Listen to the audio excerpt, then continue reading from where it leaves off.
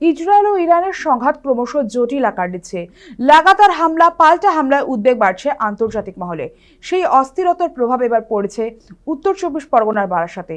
নোয়াপাড়া কালীবাড়ি এলাকার বাসিন্দা শঙ্কর দাসের কন্যা সুলেখা দাস বর্তমানে বাহরিনে আটকে রয়েছেন। শনিবারের পর থেকে তার সঙ্গে যোগাযোগ থাকলেও উৎকণ্ঠায় দিন কাটছে পরিবারের।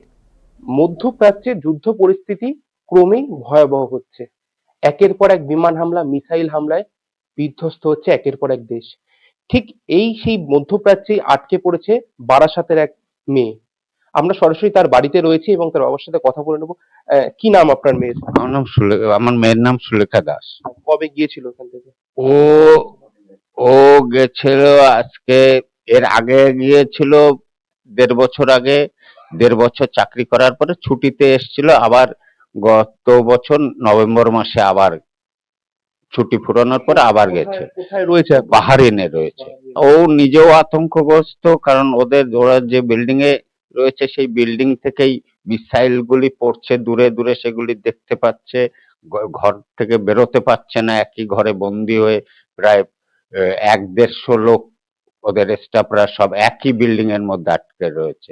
ওর খুব জ্বর এসেছে, মানে বুঝতে পারছি যে ও আমাদের সান্ত্বনা দেওয়ার জন্য নিজের ভয়টাকে লুকিয়ে রেখে আমাদের সান্ত্বনা দিচ্ছে যে বাবা মা কে সান্ত্বনা দিচ্ছে, কিন্তু ওর নিজের জ্বর এসেছে। মানে কতটা নিজে আতঙ্কগ্রস্ত, আর আমাদের তো খাওয়া দাওয়া, আর সব থেকে ওর মা হচ্ছে কি অসুস্থ দীর্ঘদিনের নাগরিক, সেখানে আটকে আছে। তাদের যে যত দ্রুত হোক রেস্কিউ করে তাদের মায়েদের কোলে তাদের সন্তানদের ফিরিয়ে আনার অতি দ্রুত ব্যবস্থা করুক, এবং আমার সন্তানকেও আমি যেরকম আমার কাছে পেতে চাই, অন্য নাগরিকরাও যাতে দ্রুত ফিরে আসতে পারে, এটা আমি চিরদিন চাইবো।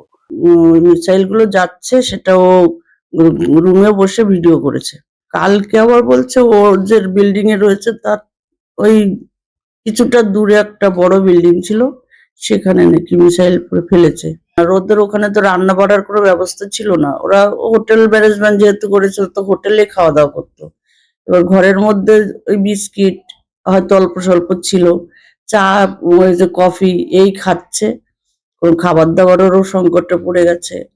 এবার আমরা তো চাইছি যে যেভাবে হোক ওকে, আবার কাজের দরকার নেই, ও ঘরে সবার একটাই মেয়ে।